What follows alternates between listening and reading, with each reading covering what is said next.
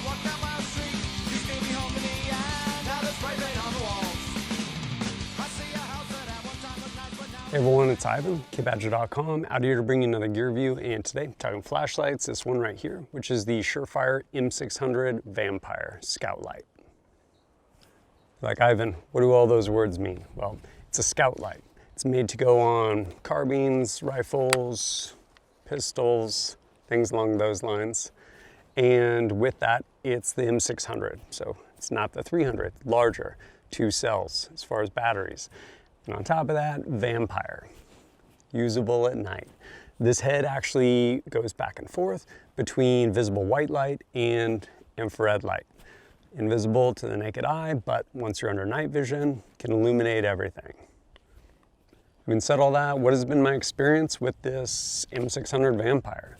Well, initially, I ended up getting this probably about 2 years ago or so, 2019, the Shooter Symposium down there in Texas, and I ended up using it at the Dan Brokos Lead Faucet Tactical kind of vehicle combat carbine course. A lot of fun, basically worked from daylight through sunset and into nighttime. And with that, employing the visible side of this, engaging around vehicles, out of vehicles, usually out to anywhere from like 50 to 100 yards or so. And it did awesome. Fast forward to fairly recently, actually went through the 1-day introduction to night vision course by Coy Valdar Incorporated. Used it there, as well as the 2-day advanced night vision course, where I ended up putting a lot of time in with this under nods. So since this is the Vampire, moves from visible to IR, basically allowed me to illuminate if things were really dark, be able to go ahead and illuminate with that Vampire light, because the lasers I was using did not have any type of illumination with them. It was just strictly IR lasers for aiming. So able to illuminate under nods, and then either actively emitting a laser, break shots, get hits, or passively looking through my optic, still under nods, and get hits. Pretty awesome light, kind of across the board. I know some people get wrapped up in those lumens and they're like, I need all of the lumens and all of the candela. I will say this does not have all of them. This is about 350 lumens, I want to say, running off of 2 CR123 batteries. Your burn time is around about 2.5 hours. What does that look like? What does that mean? Well, I'll go ahead and show you between this as well as the dual fuel Scout Pro, which I actually ended up loading with CR123 batteries, kind of make things more or less fair as far as same fuel source.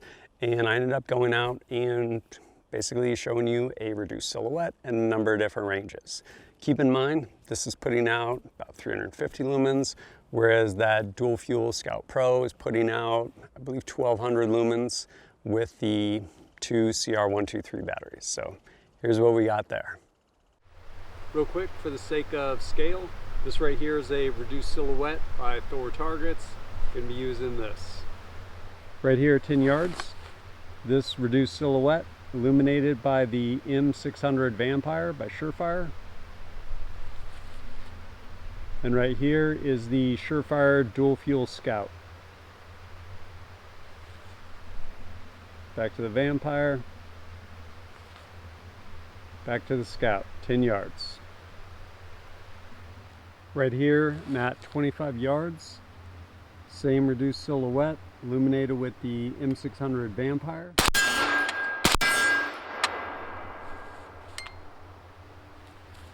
And that same target, 25 yards, illuminated with the dual fuel Scout.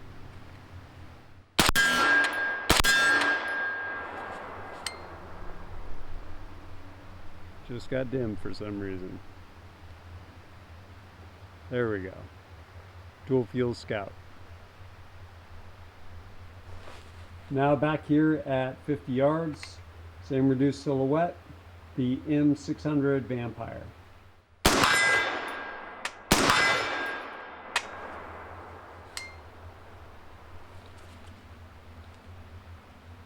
And that same silhouette at 50 yards with the dual fuel Scout.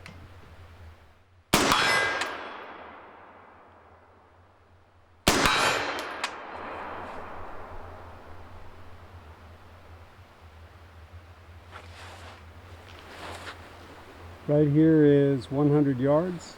That same reduced silhouette with the M600 Vampire.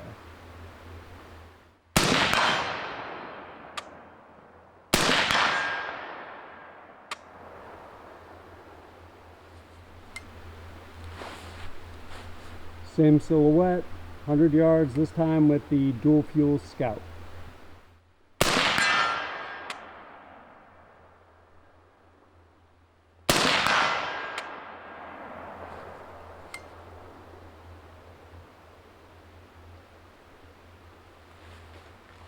As far as the IR output, this is putting out 120 milliwatts. People are like, I don't know what that means. And the runtime on two CR123 batteries is going to be just under 17 hours. That's a long time under knots.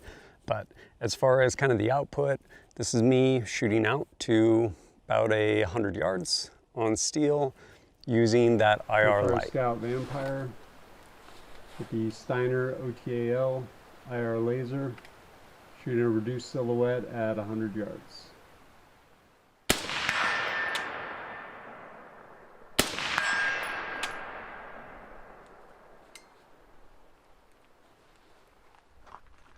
And here's working that same IR light through his shoot house.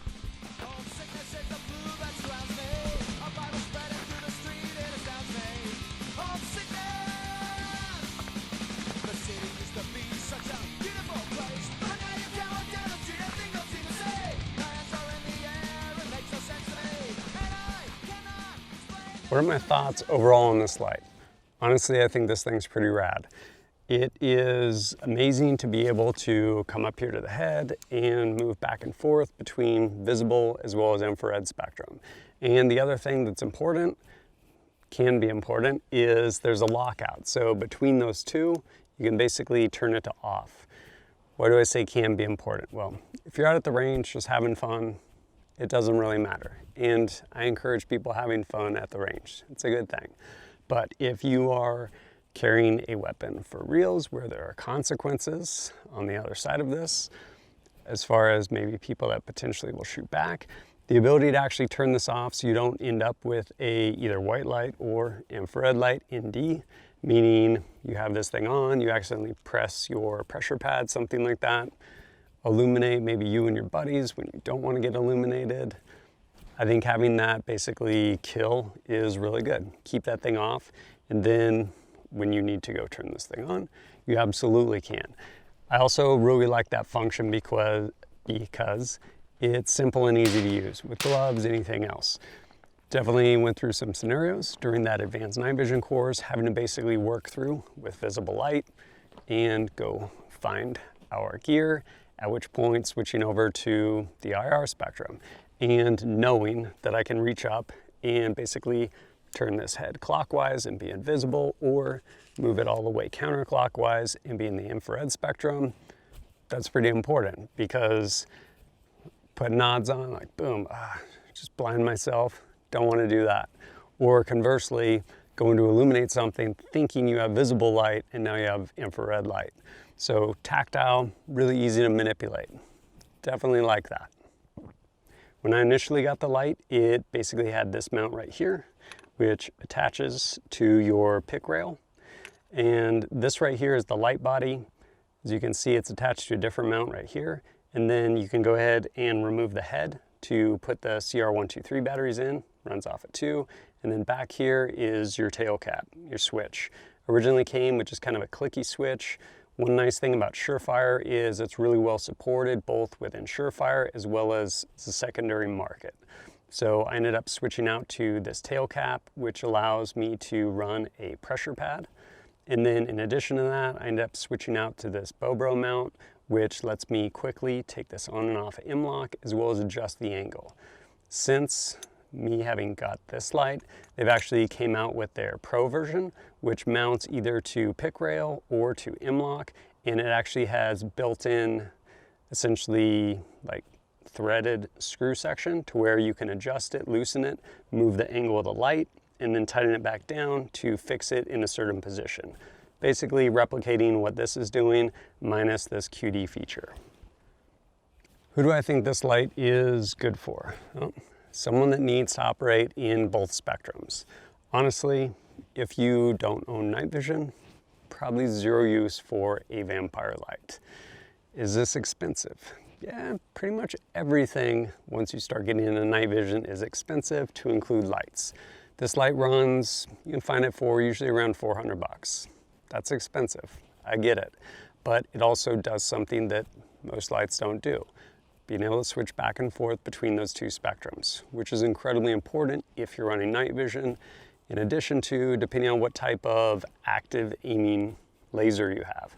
So if you have a laser, whether it's like a D-ball eye squared or OTAL, something along those lines by Steiner, where you just have one like invisible laser, IR, or even if it has a slaved visible laser to it as well, you still can illuminate in both spectrums, so you need some sort of illuminator. This covers both bases, being able to move it one direction, have that visible light, switch back over, have that infrared light. Again, that basically just opens up possibilities as far as when you may need to use this, whether you're under nods or nods are up, now you gotta switch over to white light, whatever it may be, pretty much all those bases covered.